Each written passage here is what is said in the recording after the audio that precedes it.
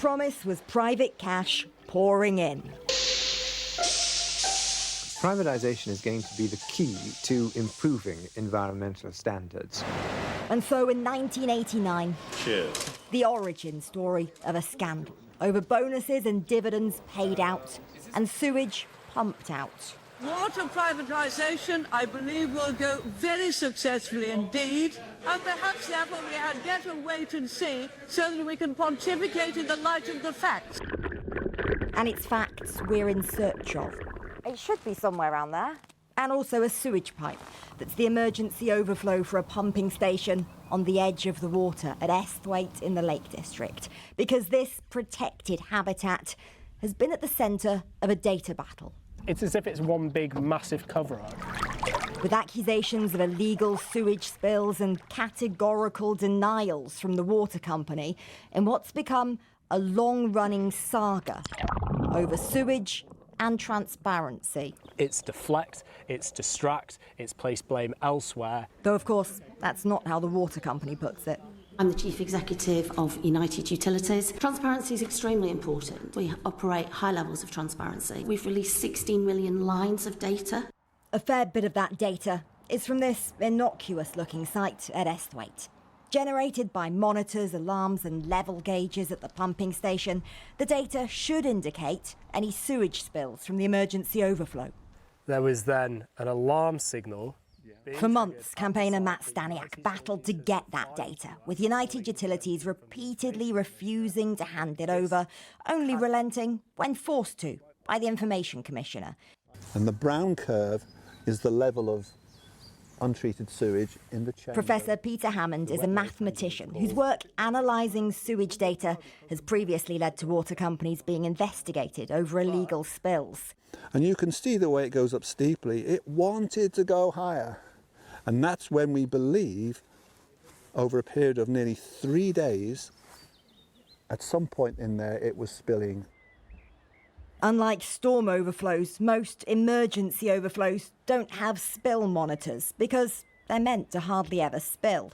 And water companies are only legally allowed to use them in emergencies like power cuts or major mechanical failures. In 2015, they're saying there were 24 spills. But after dozens of reported sewage spills over a 5-year period, then none since the end of 2017, which the campaigners are sceptical about. And Professor Hammond says his analysis suggests at least 20 potential sewage spills in that time frame. This is a site of special scientific interest. It's a Ramsar site. It's internationally recognised. They're discharging untreated sewage into the environment. We're seeing this water quality decline, and then we're seeing this flow down into Windermere, which obviously goes green now every single summer. The water company, United Utilities, which runs this pumping station, has insisted there have been 0 sewage spills from the emergency overflow here since 2017. And yet, the analysis by Professor Hammond is based upon United Utilities' own data.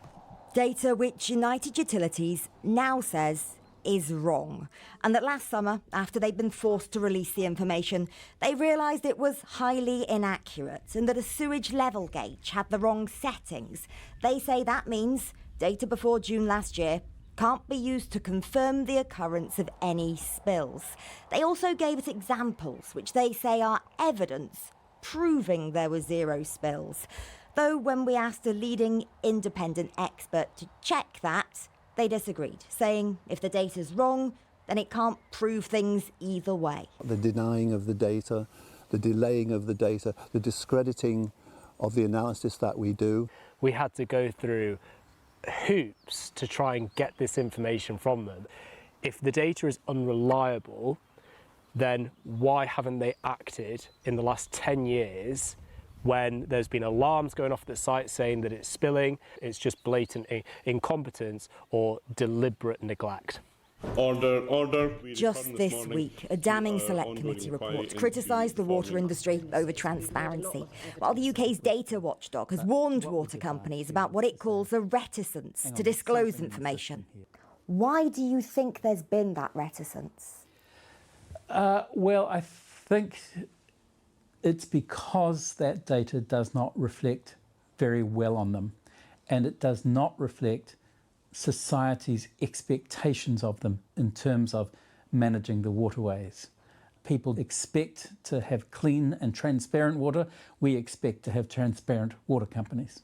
This is a case that also raises questions about regulation and enforcement. And tonight, the Environment Agency has told Channel 4 News they are investigating United Utilities sites around Esthwaite and say they'll take action over any breaches, up to and including criminal prosecutions. While United Utilities says reports of any spills from Esthwaite pumping station are wrong. Transparency and customer confidence is extremely important to us, and over the last year we have invested to improve our performance in this area. There is always more to do, and we have a plan for further improvements. open and transparent, they say. And yet, as with our previous requests, when we asked for an interview with the chief exec, the answer was no.